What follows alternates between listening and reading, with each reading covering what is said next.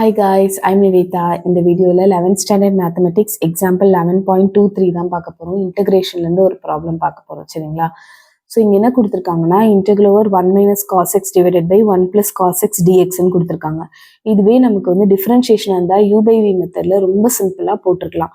ஆனால் இது வந்து இன்டகிரேஷனில் நம்ம சிம்பிளிஃபை பண்ணி ஒரு ஒரு வேல்யூக்கு கொண்டு வந்து அதுக்கு நமக்கு ஃபார்முலா இருந்துச்சுன்னா நம்மளால அப்ளை பண்ண முடியும், சரிங்களா?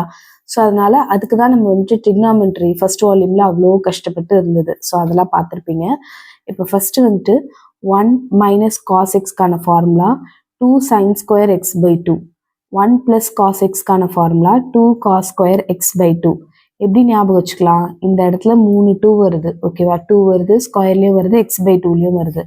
1 ப்ளஸ்ல இருந்துச்சுன்னா காஸ் எக்ஸ் கூட இங்கேயும் காசு தான் வரும். இதே மைனஸ்ல இருந்துச்சுன்னா காஸ் எக்ஸ்ல மைனஸ்ல இருந்துச்சுன்னா சைனா மாறிடும், ஓகேவா? நெகட்டிவா இருந்துச்சுன்னா வேறையா மாறிடும், பாசிட்டிவா இருந்துச்சுன்னா அதே மாதிரி தான் வரும்.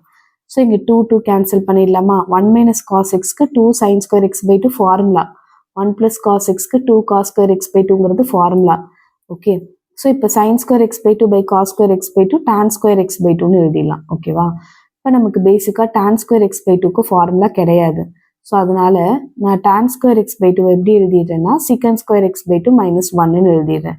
இது எப்படி மேம் எழுத முடியும் அப்படின்னா, நம்ம முன்னாடி ப்ராப்ளம்ல என்ன பார்த்தோம்னா 1 plus Don square X is equal to சீக்கன் ஸ்கொயர் எக்ஸ்னு ஒரு ட்ரிக்னாமெட்ரிக் ஐடென்டிட்டி 10th ஸ்டாண்டர்ட்லேயே படிச்சிருப்பீங்க. அப்போ டான் ஸ்கொயர் எக்ஸை மட்டும் இங்கே வச்சுட்டு இந்த 1 அந்த சைடு கொண்டு போனீங்கன்னா சீக்கன் ஸ்கொயர் எக்ஸ் மைனஸ் 1 அப்படின்னு வந்திருக்கும், ஓகேவா? இப்போ இங்கே டான் ஸ்கொயர் எக்ஸ் இல்லை, டான் ஸ்கொயர் எக்ஸ் பை 2 இருக்கு. அப்போ இங்கே எக்ஸ் பை 2னா இங்கேயும் பை 2 வரும், ஓகேவா? இப்போ டான் ஸ்கொயர் எக்ஸ் பை 2க்கு பதிலாக சீக்கன் ஸ்கொயர் எக்ஸ் பை 2 மைனஸ் 1 அப்படின்னு போட்டுக்கோங்க, ஓகே? நெக்ஸ்ட் ஸ்டெப்ல என்ன பண்ணலாம்? தனித்தனியாக அந்த இன்டகிரேஷனை உள்ளே கொண்டு வாங்க. Integral over secant square x by 2 dx minus integral over டிஎக்ஸ்ன்னு வரும்.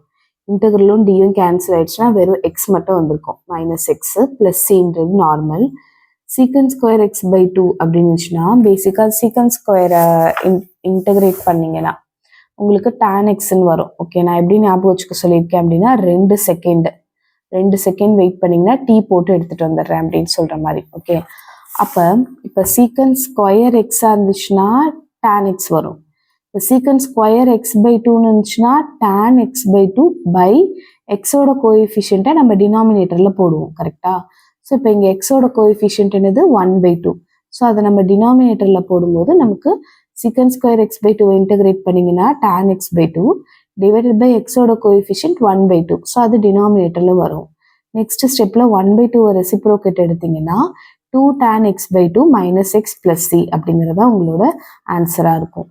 ஸோ பார்க்கும்போது ரொம்ப சிம்பிளாக தெரியும், பட் உங்களால் அந்த ட்ரிக்னாமெட்ரிக் ஐடென்டிட்டி எல்லாம் தெரியல அப்படின்னா இந்த சம் சால்வ் பண்ண முடியாது, ஓகேங்களா? பட் ரொம்ப ரொம்ப ஈஸி ப்ராப்ளம். 2 மார்க் 3 மார்க்ல கேட்கறதுக்கு நிறைய சான்ஸ் இருக்கு.